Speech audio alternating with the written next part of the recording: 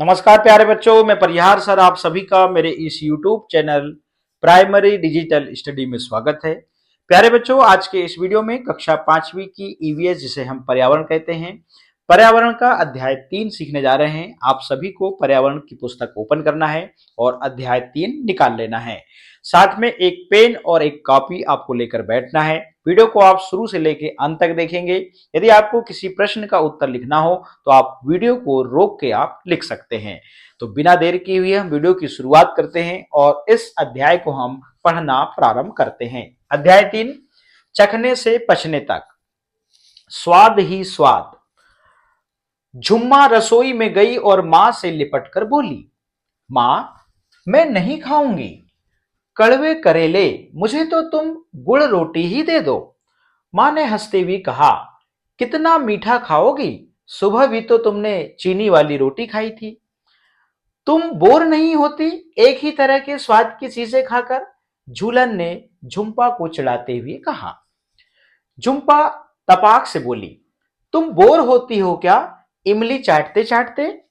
जरूर नाम सुनते ही तुम्हारे मुंह में पानी आ गया होगा। झूलन बोली, मैं मीठा भी खाती हूं, नमकीन भी, हाँ, खट्टी इमली मुझे बहुत ही पसंद है, पर मैं करेला भी खा लेती हूं। यह कहकर झूलन ने मां को देखा और दोनों जोर से हंस पड़ी। झूलन झुम्पा से बोली, चलो एक खेल खेलते हैं। मैं तुम्हारे मुंह में खाने की कोई चीज रखूंगी, तुम्हें आंखें बंद करके उसे पहचानना होगा। झूलन ने चम्मच में नींबू के रस की कुछ बूंदें ली और झुम्पा को चखाई। खट्टा नींबू। झुम्पा फट से बोली। फिर झूलन ने गुड़ की डली उठाई तो मां बोली, पीस कर। इस प्रकार से आप देख रहे हैं यहां पर इनके बीच में ये गतिविधि होते हुए आगे हम पढ़ते हैं, चलिएगा। खिलाओ नहीं तो पहचान लेगी, खिलाओ नहीं तो फट पहचान लेगी, ऐसे बोलती है उनकी मां। झूलन ने थोड़ा सा गुड़ पीसकर झुम्पा को चखाया तो उसने पहचान लिया। इस तरह झुम्पा ने कई चीजें पहचानी। तली हुई मछली को तो झुम्पा ने बिना चखे ही पहचान लिया। तब झूलन बोली, अब नाक बंद करके पहचानो। झुम्पा ने चखा तो वह सोच में पड़ गई। कुछ कड़वा सा है, कुछ खट्टा सा, कुछ नमकीन सा, एक चम्मच और खिलाओ, वह बोली। झूलन ने चम्मच में करेली की सब्जी ली। झुम्पा की आंखों की पट्टी खोली और बोली, खाओ। झुम्पा भी हंसते हुए बोली, लो खिलाओ। इस प्रकार से चर्चा करो और लिखो। तो यहां पर ये प्रश्न है, इन प्रश्नों को हमने इस प्रकार से कंप्लीट किया है, यहां पे देखिएगा।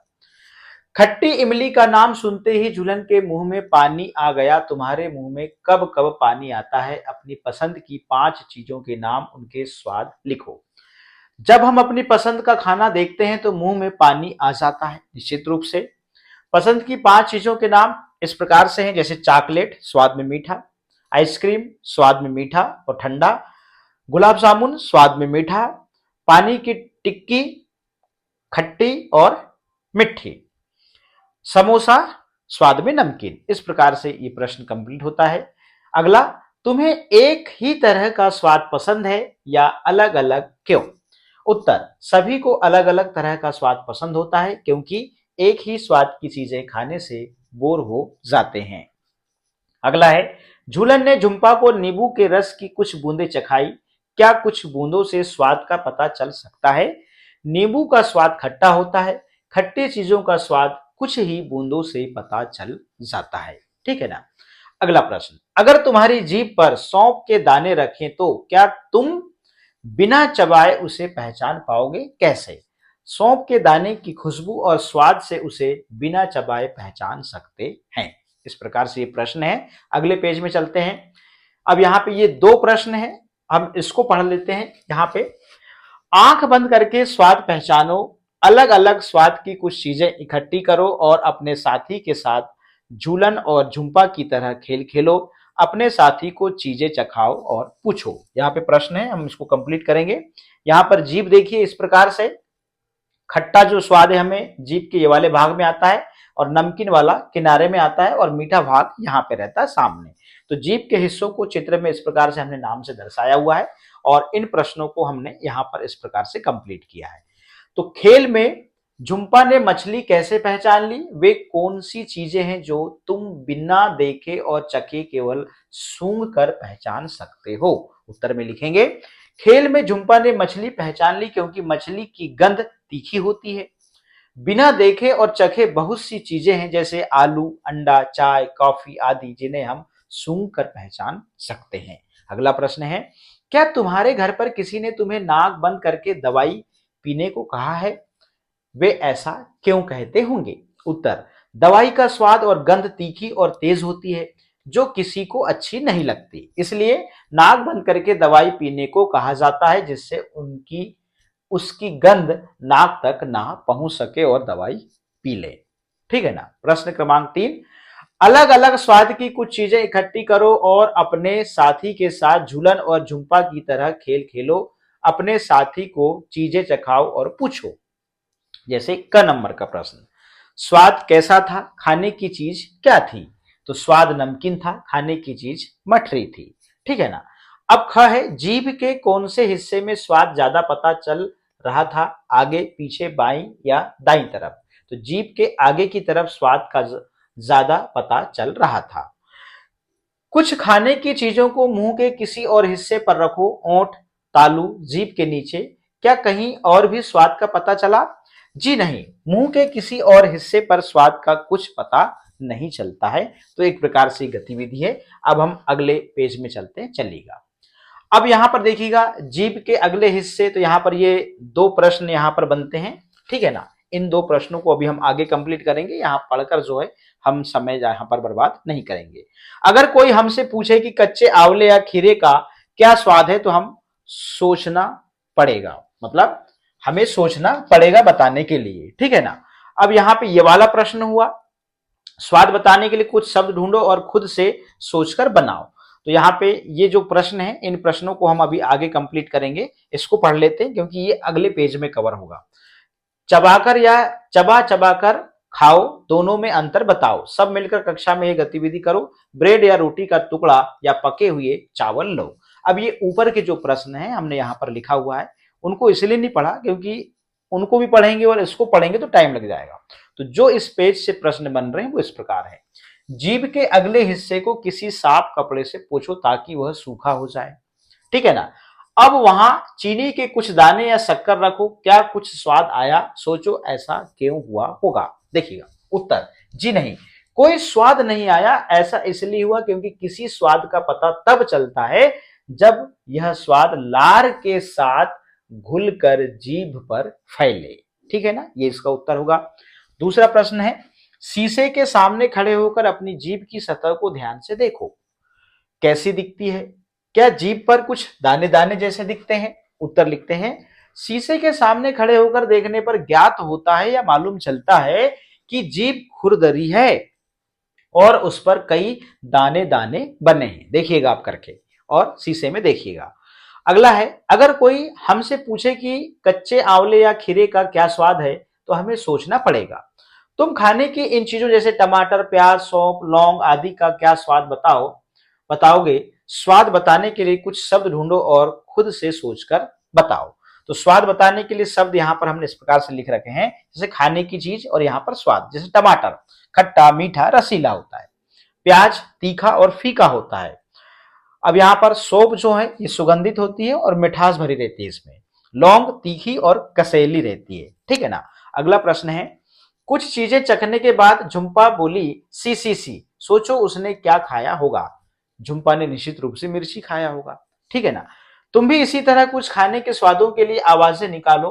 अपने साथी से कहो कि वह तुम्हारे हाव भाव देखकर अनुमान लगाए कि तुमने क्या खाया होगा। जैसे यम यम यम, तो मिठाई या आइसक्रीम, है ना, बच्चे खाते ना, यम्मी यम्मी ऐसे।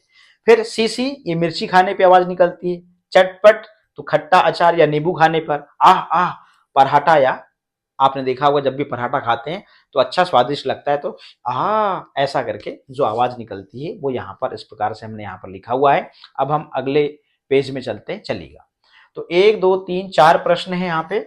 इन 4 प्रश्नों को हम आगे कंप्लीट करेंगे। अब यहाँ पे हम देख रहे हैं, चर्चा करो, यहाँ पर ये 2 प्रश्न है, तो इनको भी हमने यहाँ पर इस प्रकार से इनके प्रश्न जो है बना के इनके उत्तर हमने यहाँ पर इस प्रकार से पीडीएफ पे लिख रखा है। तो ज्यादा बेटर है मैं इनको पढ़ता हूँ, उनको पढ़ने में ज्यादा टाइम लगेगी, क्योंकि यहाँ पे भी फिर प्रश्न को नहीं पढ़ूंगा तो उत्तर समझ में नहीं आएगा। घर में लोग तुम्हें कहते होंगे खाना धीरे धीरे खाओ, ठीक से चबाओ, खाना अच्छे से पचेगा, सोचो वे ऐसा क्यों कहते होंगे। उत्तर लिखते हैं, जी हाँ, घर के सभी बड़े खाना धीरे धीरे खाओ, ठीक से चबाओ कहते हैं। वे ऐसा इसलिए कहते हैं क्योंकि खाना जितना ज्यादा चबाया जाता है वह उतना ही पाचक रसों से भरपूर हो जाता है और जल्दी पचता है। अब प्रश्न 2 है, जब तुम कोई सख्त चीज जैसे अमरूद खाते हो, उसे मुंह में डालने से लेकर निगलने तक कौन से बदलाव आते हैं और कैसे। देखिएगा, सख्त मतलब कठोर। उत्तर लिखते हैं, जब कोई सख्त चीज जैसे अमरूद खाते हैं तो उसे मुंह में डालते समय वह सख्त तथा हल्का कसेला होता है, लेकिन जैसे जैसे हम उसे चबाते हैं तो वह लार के साथ मिलकर मुलायम और मीठा हो जाता है और हमें अच्छा लगने लगता है। सोचो हमारे मुंह में लार क्या काम करती होगी। लार, उत्तर लिखेंगे, लार भोजन को मुलायम बनाती है और पचाने में मदद करती है तथा लार के माध्यम से हमें स्वाद का पता भी चलता है। ठीक है ना। इस प्रकार से अब हम अगले पेज में चलते हैं। दिल की बात, तुम्हें क्या लगता है शरीर में खाना कहां कहां जाता होगा। दिए गए चित्र में खाना जाने का रास्ता अपने मन से बनाओ। अपने साथी का चित्र भी देखो, क्या तुम्हारा चित्र और साथी का चित्र एक जैसा है या अलग। अब यहाँ पे ये प्रश्न है, इन प्रश्नों को हम आगे कंप्लीट करेंगे। हम यहाँ पर बात करते हैं, सबसे पहले जो भोजन है हमारे मुंह में जाता है, मुंह में जाने के बाद आहार नाल में जाता है और आहार नाल में जाने के बाद में यहाँ पर पेट में जाता है। ठीक है ना, स्टोमच जिसे कहते हैं। उसके बाद में यहां पर भोजन पचने के बाद में बड़ी आंत और बड़ी आंत से फिर छोटी आंत में भोजन इस प्रकार से जाता है। ठीक है ना। अब यहाँ पे जो प्रश्न है हम इन प्रश्नों को भी कंप्लीट करेंगे। देखिएगा, भूख से तो मेरे सिर में दर्द हो जाता है, जब भूख लगती है तो मुझे गुस्सा आता है, जब मैं भूखा होता हूं तो थका थका महसूस करता हूं, जब मेरी बहन को भूख लगती है तो वह रोती है और मुझे भूख लगती है तो मैं भी रोता हूं। तो भूख लगने पर हर व्यक्ति की अलग अलग प्रतिक्रिया हो सकती है, वो बताई गई है। अब ये ऊपर के जो प्रश्न है उनको हम यहाँ पर कंप्लीट करते हैं। चलिएगा, क्या तुमने किसी को कहते सुना है मेरे पेट में चूहे कूद रहे हैं। तुम्हें क्या लगता है, भूख लगने पर सचमुच पेट में चूहे कूदते हैं। उत्तर, जी हां, भूख लगने पर इस वाक्य का प्रयोग करते हुए अक्सर सुनने में आता है, जिसे हम चूहे कूदना कहते हैं। वास्तव में जब हमें भूख लगती है तो हमारी मांसपेशियों में खलबली होती है, जिससे हमें भूख का एहसास होने लगता है और जिसे हम चूहे कूदने की संज्ञा देते हैं। अगला प्रश्न है, तुम्हें कैसे पता चलता है कि तुम्हें भूख लगी है। उत्तर में लिखते हैं, जब हमें भूख लगती है तो हमारे शरीर के अंग थोड़े शिथिल पड़ जाते हैं और हमें कुछ खाने की इच्छा होती है, तब हमें पता चलता है कि हम भूखे हैं। ठीक है ना। अगला प्रश्न है, सोचो अगर तुम 2 दिन तक कुछ भी ना खाओ तो क्या होगा। उत्तर लिखते हैं, हमारा शरीर बिना भोजन के शिथिल हो जाएगा और हम बीमार हो जाएंगे। अगला प्रश्न है, क्या तुम 2 दिन तक पानी के बिना रह सकते हो। सोचो जो पानी हम पीते हैं वह कहां जाता होगा। उत्तर, जी नहीं, 2 दिन तक पानी के बिना हमारा शरीर नहीं चल सकता। हम जो पानी पीते हैं वह हमारे शरीर की जैविक क्रियाओं के काम आता है तथा पसीने और मूत्र के द्वारा शरीर से उत्सर्जित हो जाता है। ठीक है ना। अगले पेज में चलते हैं। चलिएगा, अब यहां पे देखिए, नीतू को चढ़ाया गया ग्लूकोज। नीतू को पूरा दिन लगातार उल्टी होती रही, साथ में दस्त भी लग गए थे। उफ, कुछ भी खाओ या पियो तो उल्टी। उसके पिताजी ने उसे पानी में नमक और चीनी घोलकर पीने के लिए दिया। शाम को डॉक्टर के पास जाने के लिए वह बिस्तर से उठी तो चक्कर खाकर गिर पड़ी। वे उसे गोद में उठाकर डॉक्टर के पास ले गए। डॉक्टर ने नीतू को अस्पताल में भर्ती होने को कहा, ग्लूकोज चढ़ाने के लिए। यह सुनकर नीतू सोच में पड़ गई। स्कूल में खेल के समय तो टीचर कई बार ग्लूकोज पीने को देती हैं, पर अब ग्लूकोज चढ़ाना क्यों है। डॉक्टर आंटी ने उसे कहा, खाना और पानी शरीर में न रुकने की वजह से शरीर में कमजोरी आ गई है। तुम्हारा पेट खराब है, ग्लूकोज चढ़ाने से बिना खाए पिए तुम्हें जल्दी ताकत मिल जाएगी और हिम्मत भी। बताओ और चर्चा करो। तुम्हें याद होगा कि तुमने चौथी कक्षा में नमक चीनी का घोल बनाया था। नीतू के पिताजी ने भी उसे यही घोल दिया था। सोचो उल्टी दस्त होने पर यह घोल क्यों देते होंगे। ये प्रश्न है। इन प्रश्नों को हम इस प्रकार से आगे कंप्लीट करते हैं। चलिएगा, ये रहा। तुम्हें याद होगा कि तुमने चौथी कक्षा में वही प्रश्न मैंने अभी पढ़ा, तो उसका उत्तर हम यहां पर लिखेंगे। उल्टी दस्त होने पर हमारे शरीर में पानी की मात्रा कम हो जाती है, जिससे शरीर बिल्कुल शिथिल हो जाता है। ठीक है ना। अब यहां पर नमक चीनी के घोल से शरीर को तुरंत आराम मिलता है, इसलिए उल्टी दस्त में यह घोल मरीज को दिया जाता है। अगला प्रश्न है, क्या तुमने कभी ग्लूकोज शब्द सुना है या लिखा हुआ देखा है? कहां? जी हां, ग्लूकोज शब्द सुना है। अस्पतालों में मरीजों को ग्लूकोज की बोतल चढ़ते देखा है तथा टीवी पर बाजार में ग्लूकोज की कंपनी का विज्ञापन देखा है। ऐसा लिख सकते हैं। अगला प्रश्न है, क्या तुमने कभी ग्लूकोज चखा है? उसका स्वाद कैसा होता है? अपने साथियों को बताओ। उत्तर लिखते हैं। जी हां, गर्मियों के दिनों में खेलने के बाद मां ग्लूकोज पीने को देती है। इसका स्वाद मीठा होता है। यह संतरा तथा नींबू के स्वाद में भी आता है। ठीक है ना। मैंगो फ्लेवर में भी आता है, लेमन फ्लेवर में भी आता है, ऑरेंज फ्लेवर में भी आता है। ठीक है ना। इस प्रकार से अब यहाँ पे ये 3 प्रश्न हैं, तो 3 प्रश्नों को पहले हम कंप्लीट कर लेते हैं। उसके बाद में यहाँ पर एक कहानी दी हुई है, इसको हम कहानी को पढ़ेंगे। तो 3 प्रश्न कौन से हैं? क्या तुम्हें या तुम्हारे घर में कभी किसी को ग्लूकोज चढ़ाया गया है? कब और क्यों? उसके बारे में अपने साथियों को बताओ। उत्तर, जी हाँ, पिछली गर्मियों में मेरी माँ बीमार हुई थी, तब डॉक्टर ने उनको ग्लूकोज चढ़ाया, क्योंकि ग्लूकोज से शरीर को जल्दी ताकत मिलती है। तो ये आप अपने मन से भी इस प्रश्न को आप लिख सकते हैं। अगला है, नीतू को टीचर सॉरी नीतू की टीचर उसे हॉकी खेलते समय बीच बीच में ग्लूकोज पीने को कहती हैं। सोचो वह खेल के दौरान ग्लूकोज क्यों पीती होगी। तो खेलते समय पसीने के रूप में हमारे शरीर का बहुत सारा पानी निकल जाता है और हम थकान महसूस करने लगते हैं। शरीर को तुरंत ताकत देने के लिए ग्लूकोज हमारी मदद करता है, इसलिए नीतू की टीचर उसे हॉकी खेलते समय बीच बीच में ग्लूकोज पीने को कहती है। अगला प्रश्न है, चित्र देखकर बताओ नीतू को ग्लूकोज कैसे चढ़ाया गया। अभी हमने चित्र देखा था, तो चित्र में नर्स नीतू को ग्लूकोज चढ़ा रही है। ग्लूकोज की बोतल स्टैंड पर लगी है। बोतल के सिरे पर एक ट्यूब के सहारे ग्लूकोज को बूंद बूंद सुई के द्वारा नीतू के हाथ में पहुंचाया जा रहा है। यह ग्लूकोज धीरे धीरे पूरे शरीर में फैलकर शरीर को ताकत देगा। इस प्रकार से ये प्रश्न कंप्लीट होते हैं। अब यहाँ पे एक जो कहानी थी, इस कहानी को हम पढ़ते हैं। चलिएगा, तो कहानी यहाँ पर देख रहे हैं आप, खिड़की वाले पेट की। तो सुनो कहानी एक अनोखे पेट की।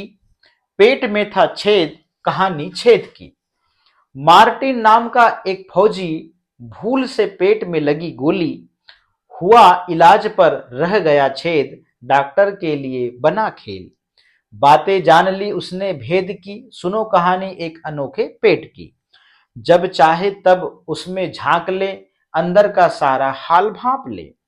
क्या खाया क्या चबाया, क्या नहीं पचा क्या पचाया, कर सकते थे यह मीन मेख भी। सुनो कहानी एक अनोखे पेट की। चीजें जो करती थी गड़बड़, उन्हें डालकर हाथ झटपट बाहर निकाल सकते थे, बदले में नया खाना डाल सकते थे। हाँ, दाल भात और सेव भी। सुनो कहानी एक अनोखे पेट की। खिड़की जैसे छेद वाले पेट की, इसके उसके सबके पेट की कहानी यह हमने नहीं गढ़ी, वर्षों पहले सच्ची थी घटी। पढ़ो कहानी एक अनोखे पेट की, पेट में था छेद, कहानी छेद की। तो राजेश उत्साही जी ने लिखे हैं। अब ये कहानी हम इसको पढ़ते हैं, एक कविता के रूप में हमने यहाँ पर पढ़ा। चलिएगा, अब यहाँ पे आते हैं और ये रही वो कहानी। तो कहानी पेट में झाका जाना भेद। तो तुमने कविता में जिस फौजी के बारे में पढ़ा, वह सन 1822 में 18 साल का था और बहुत तंदुरुस्त था। जब वह गोली से जख्मी हुआ तो उसे डॉक्टर बोमोंट के पास ले जाया गया। डॉक्टर ने मार्टिन की अच्छी तरह से मरहम पट्टी की। धीरे धीरे उसका जख्म ठीक होने लगा, पर पेट का छेद नहीं भरा। लगभग 1.5 साल के बाद डॉक्टरों ने देखा कि मार्टिन के पेट में एक अद्भुत खिड़की सी बन गई थी।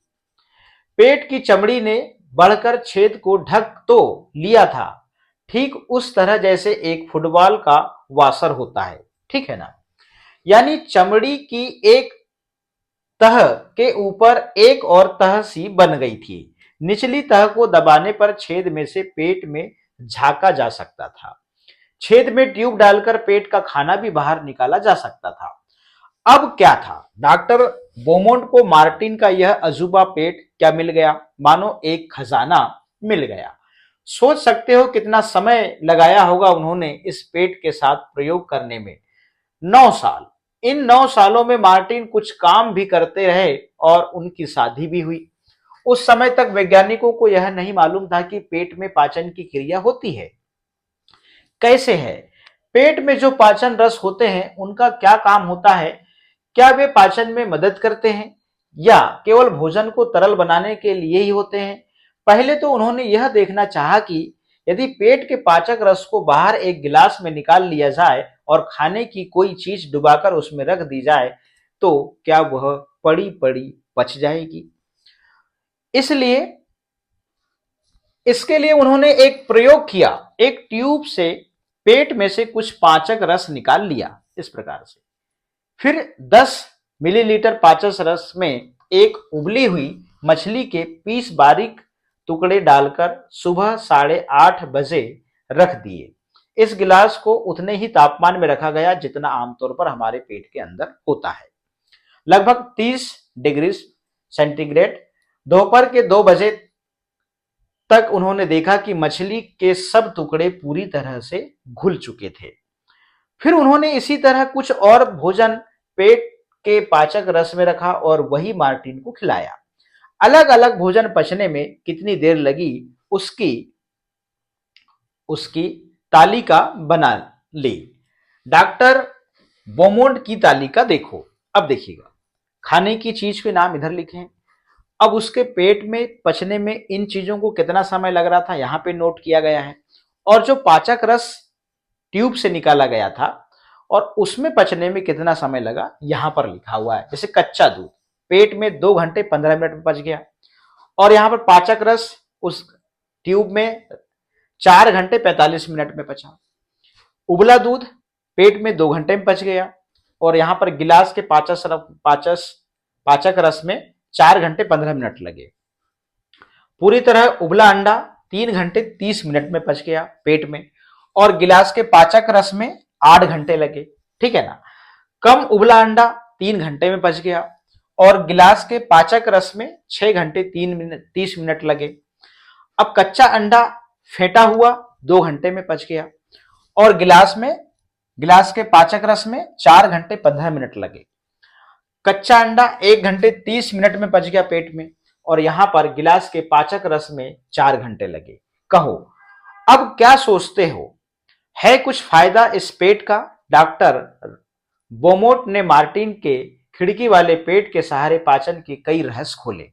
उन्होंने तालिका से देखा कि पेट में खाना जल्दी पचता है, ठीक है ना। क्या तुम भी यह देख पाए, जल्दी पचाने के लिए हमारा पेट खाने को खूब घुमाता हिलाता है। वे यह भी देख पाए जब मार्टिन दुखी या परेशान होता है तो उसका खाना ठीक से नहीं पचता। यही नहीं, उन्होंने बताया कि हमारे पेट का पाचक रस एसिड अम्ल की तरह होता है। क्या तुमने किसी को कहते सुना है कि पेट में एसिडिटी हो गई है, खासकर जब ठीक से खाना नहीं खाया हो या पचाया हो। उनकी वैज्ञानिक खोज को दुनिया के सभी वैज्ञानिकों ने सराहा। फिर कितने ही अन्य प्रयोग दुनिया के कोने कोने में किए गए।